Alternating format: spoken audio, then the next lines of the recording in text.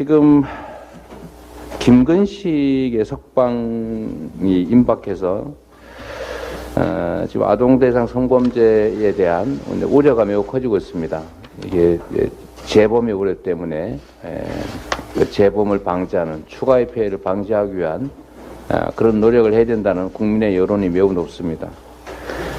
김근식은 다행히 다시 재입감된 것으로 보이는데 그와 관계없이 다시는 이런 일 생기지 않고 또 이런 성범죄자에 의해서 국민들이 불안하고 피해를 추가로 입지 않도록 사전적인 예방 조치들이 반드시 있어야 되겠다는 생각이 듭니다.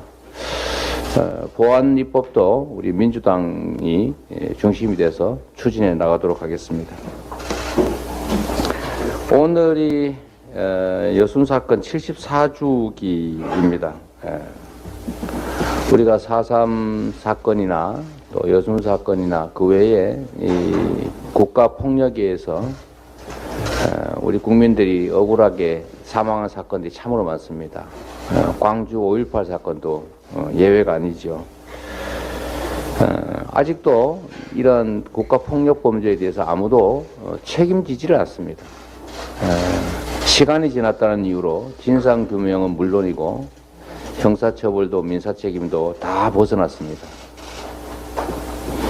앞으로 국가폭력에 의한 인권 침해 범죄 반드시 언젠가는 책임을 지도록 공소시효 또 민사소멸시효 배제하고 또 사건 조작을 막기 위해서 수사 기소에 관여하는 국가 공무원들에 대해서는 재직 기간 동안에는 공소시효를 중단시키는 법을 우리가 민주당이 반드시 만들어서 개인의 사적 욕망 때문에 타인의 생명을 침해하고 국가 권력을 남용하는 국가폭력범죄가 발붙일 수 없도록 만들어 가겠습니다. 참으로 안타까운 일이 계속되고 있습니다. 어제 어딘가의 자료를 보니까 2분기까지 그 금융권 은행의 예대 마진이 40조 원을 넘었다고 합니다. 이게 지금 연말까지 4분기를 다 하면 이 이자 수익이 80조 원을 넘어갈 것이라고 예상이 된다는데 지금 이게 고금리로 우리 가계부채 안고 있는 국민들께서 그리고 기업들이 엄청난 고통을 겪고 있는데 이 고통 속에서 축제를 한다고 하는 게 그것도 과도한 축제를 한다고 하는 게 말이 되겠습니까? 이게 80조 원이면 이게 엄청난 금액인데요. 예.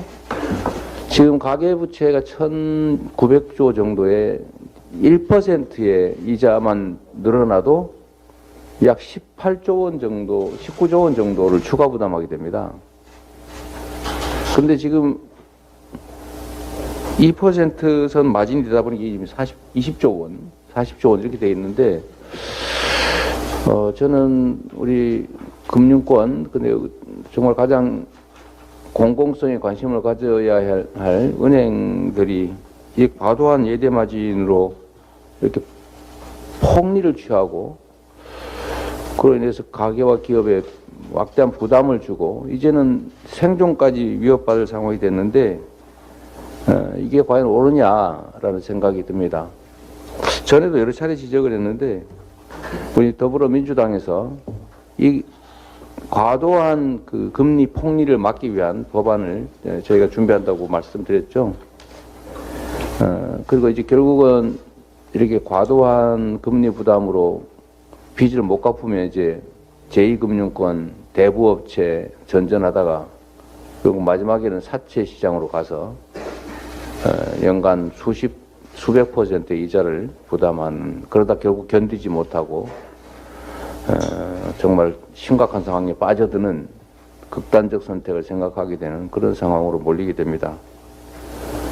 그래서 불법 사채를 무효화하는 법안도 만들어야 되겠지만 실질적으로 이 국민들께서 서민 금융 지원에 접근할 수 있도록 그 좀 저금리 대출로 좀 전환을 한다든지 또는 금융 지원을 강화한다든지 신속하게 부채 상태에서 좀 벗어날 수 있게 하는 법들이 필요하겠고, 정부에도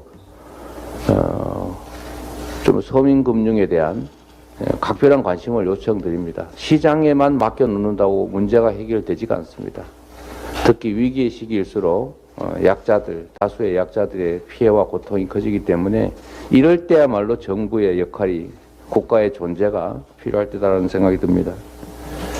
제가 조금 전에 우리 그 원내대표님한테 그 고부군수 이름이 뭐냐고 제가 물어봤는데, 저는 김병갑인 줄 알았더니 조병갑이었던 나이가 드니까 확실히 이 조병갑이라는 사람이 역사적으로 유명하지 않습니까?